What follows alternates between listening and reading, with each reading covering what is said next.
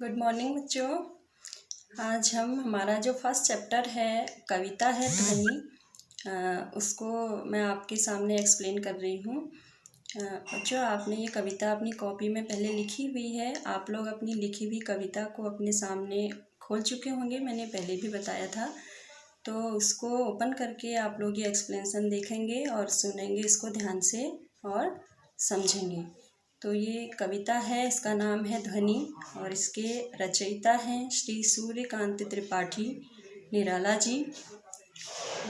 देखिए, अभी न होगा मेरा अंत, अभी अभी ही तो आया है मेरे वन में मृदुल वसंत, अभी न होगा मेरा अंत।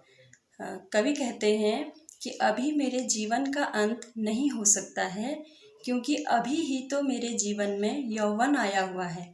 वसंत को यहाँ पर यौवन का प्रतिरूप कहा गया है। जिस तरह बच्चों वसंत के मौसम में चारों तरफ फूल खिल जाते हैं, नई कलियाँ निकल आती हैं, नए पत्ते निकलते हैं और नए फूल निकलते हैं, उसी तरह से जब हमारे जीवन में यौवन आता है तो हमारी एक नए जीवन की वहाँ से शुरुआत होती है। इसलिए यौवन को वसंत ऋतु के समान कहा गया है। तो कवि कहते हैं कि अभी मेरे जीवन का अंत नहीं हो सकता, क्योंकि अभी अभी तो मेरे जीवन में वसंत रूपी यौवन आया हुआ है।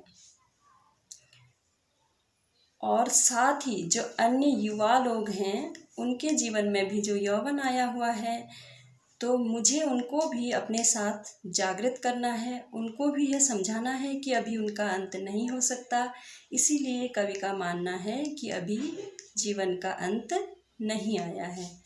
हरे हरे ये पात, डालियाँ कलियाँ कोमल गात, मैं ही अपना स्वप्न मृदुल कर, फेरूंगा निद्रित कलियों पर, जगह एक प्रत्यूष मनोहर। हरे हरे ये पात, डालियाँ कलियाँ कोमल गात, जैसे वसंत के मौसम में चारों तरफ हरे हरे पत्ते दिखाई देते हैं, हरी भरी डालियाँ कलियाँ और खिले हुए फूल दिखाई देते हैं। जो नई कलियाँ निकलती हैं उनके शरीर ऐसे लगते हैं कि बहुत ही कोमल हैं।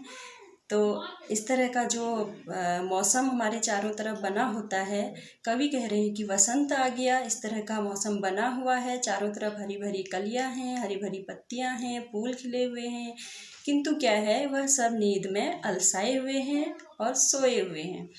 मैं ही अपना स्वप्न मृदुल कर, फेरूंगा निद्रित कलियों पर। कवि कहते हैं कि अब मैं ही अपना कोमल हाथ इन कलियों पर फेरूंगा। जैसे कि नींद में कोई सपना आता है धीरे से चुपके से, वैसे ही मैं अपना कोमल हाथ इन कलियों पर फेरूंगा और अपना हाथ फेर कर इनको जगा दूंगा। फिर से देखेंगे, हरे हरे ये पात, डालियाँ कलियाँ कोमल गात, मैं ही अपना स्वप्न मृदुल कर, फेरूंगा निद्रित कलियों पर, जगह एक प्रत्यूष मनोहर। ये जो हरी भरी कलियाँ, पत्ते, डालियाँ और कोमल शरीर वाले फूल और पौधे हैं, ये सब नींद में अलसाए हुए हैं, सोए हुए हैं। अब मैं ही अपना स्वप्न रूपी कोमल हाथ इनके ऊपर फेर कर इन्हें जगा दूंगा और इन्हें सवेरा होने की सूचना दूंगा।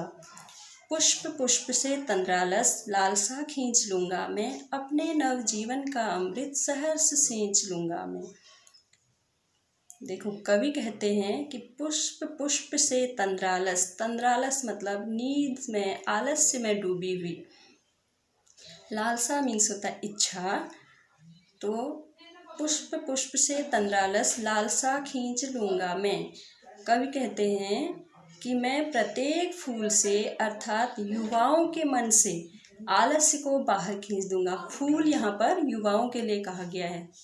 युवा पीढ़ी के जो लोग हैं लेकिन अलसाए हुए हैं, उनमें काम करने की इच्छा नहीं है, सोए हुए हैं, तो कवि कहता है कि मैं उन युवाओं के मन से आलस्य को बाहर खींच निकालूंगा, अपने नवजीवन का अमृत सहर्ष सींच दूंगा मैं, और उन युवाओं के मन में नवजीवन का अमृत भर दूंगा, उनके मन को नवजीवन के अमृत से सींच दूंगा।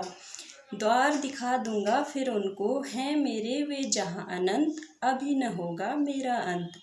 और उन्हें मैं वह द्वार दिखाऊंगा जिसके द्वारा हम ईश्वर को प्राप्त कर सकते हैं। अनंत मीन्स जिसका कभी अंत न हो, अर्थात ईश्वर। तो मैं उन्हें वह द्वार दिखाऊंगा जिसके द्वारा हमारी युवा पीढ़ी ईश्वर को प्राप्त कर सकती है। अर्थात वह द्वार है, वह रास्ता है, परिश्रम का रास्ता। परिश्रम करते हुए हम उस द्वार तक पहुंच सकते हैं जिससे कि हम दुनिया की कोई भी चीज़ प्राप्त कर सकते हैं और ईश्वर को भी प्राप्त कर सकते हैं। और यदि हमने ईश्वर को प्राप्त कर लिया तो उसके बाद उस व्यक्ति का जो ईश्वर को प्राप्त कर ले उसका कभी अंत नहीं होता है। तो इसलिए कवि कहते हैं कि जिसने ईश्वर को प्राप्त कर लिया उसका कभी अंत नहीं होता। मैं अपनी युवा पीढ़ी को आलस्य से जगाकर उसमें नए जीवन का संचार करके, उत्साह और जोश का संचार करके, परिश्रम का रास्ता उसको दिखाकर ईश्वर तक पहुंचने का रास्ता बताऊंगा ताकि हमारे जीवन का कभी भी अंत न हो।